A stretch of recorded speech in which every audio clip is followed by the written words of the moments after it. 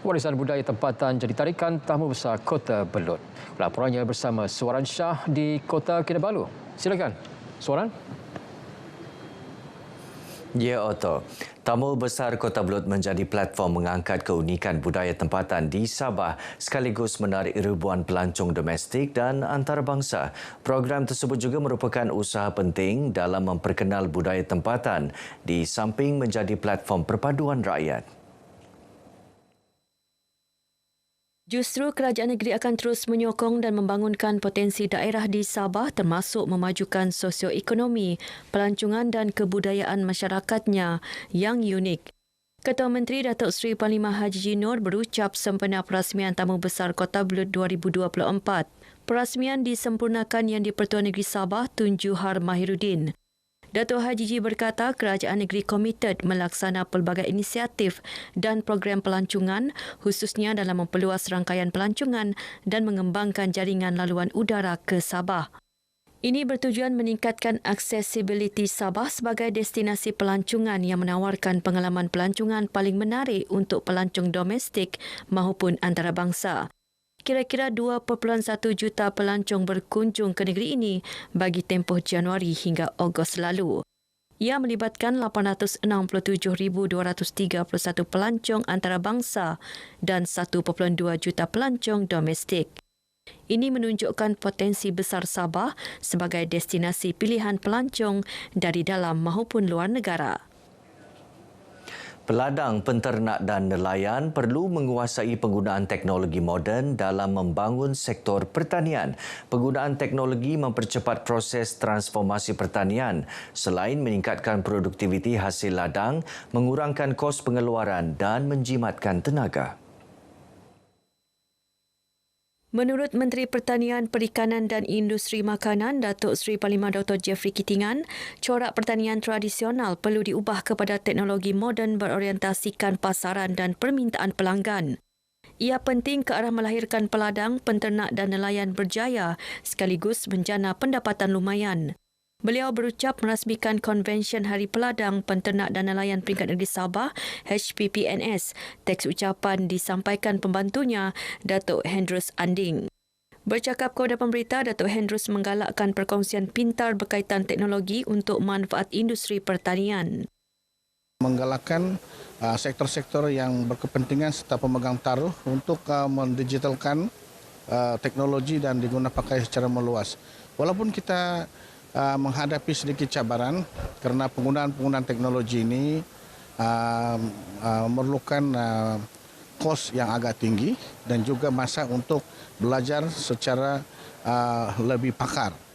Tetapi ini adalah keadaan semasa yang mana kita yakin pada satu masa kita boleh menguasai semuanya.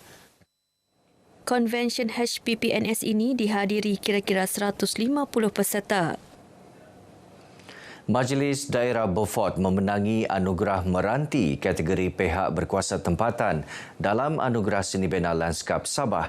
Kemenangan ini melayakkan Majlis Daerah Beaufort memenangi wang tunai RM10,000 beserta sijil dan trofi. Anugerah disampaikan Menteri Kerajaan Tempatan dan Perumahan Datuk Seri Panglima Dr. Joakim Gunsalam. Turut disampaikan anugerah reka bentuk landscape alam sekitar kategori pemaju kepada Dinamik Atlantik Sendirian Berhad. Anugerah pengurusan landscape dan alam sekitar kategori penginapan kepada Kinabalu Pine Resort dan anugerah warisan unik dan landscape budaya kategori terbuka kepada Taman-Taman Sabah.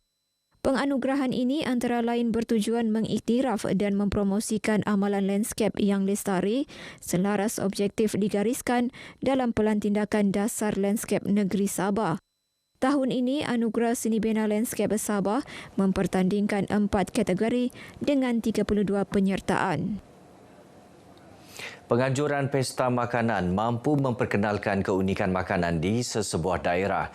Dalam masa sama menarik ramai pelancong dari dalam maupun luar negara untuk berkunjung ke Sabah.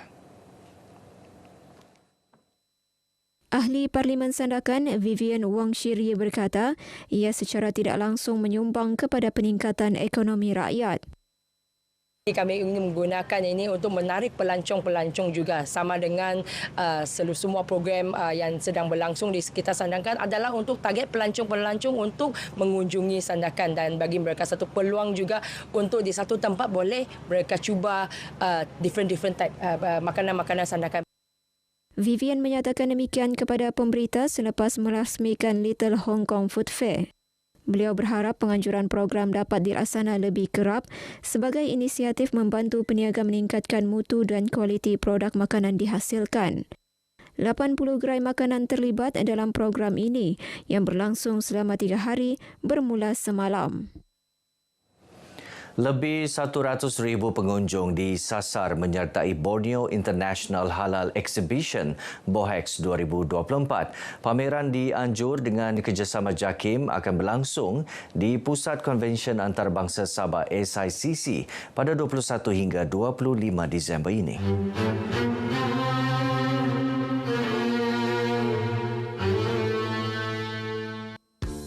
Pengarah urusan eminent SOS Sendirian Berhad Muhammad Arif Hafizi Muhammad Hashim menyatakan program mengetengahkan produk dan perkhidmatan halal dari serata dunia, khususnya dari rantau Borneo.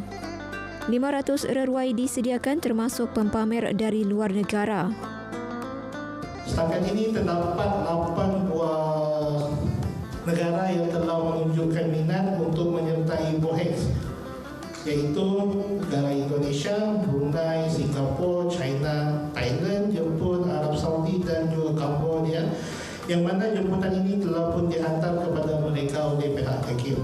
Pengunjuran BOHEX pada kali ini akan memamerkan tema idea-idea baru. Ini akan menampilkan sedikit perubahan dari segi susun atur acara dan juga perkongsian ilmiah, serta pendekatan teknologi yang pelbagai yang terlibat dalam industri halal. Pada penganjuran BOHEX kali ini, kami akan memamerkan beberapa artis tempatan yang mana pihak pengurusan BOHEX akan mengumumkan pada sosial media rasmi kami. Perkhidmatan bas ulang-alik percuma ke lokasi penganjuran turut disediakan. Antaranya melibatkan laluan dari Suria Sabah, Imago, ITCC, KKIA dan Pen Borneo Hotel. Pelbagai aktiviti menarik menanti pengunjung, termasuk konsert BOHEX menampilkan penyanyi terkemuka tanah air. Selain pengisian program untuk pengunjung cilik, turut menjadi tumpuan cabutan bertuah menawarkan hadiah utama sebuah Pro 2 Beza dan Azia.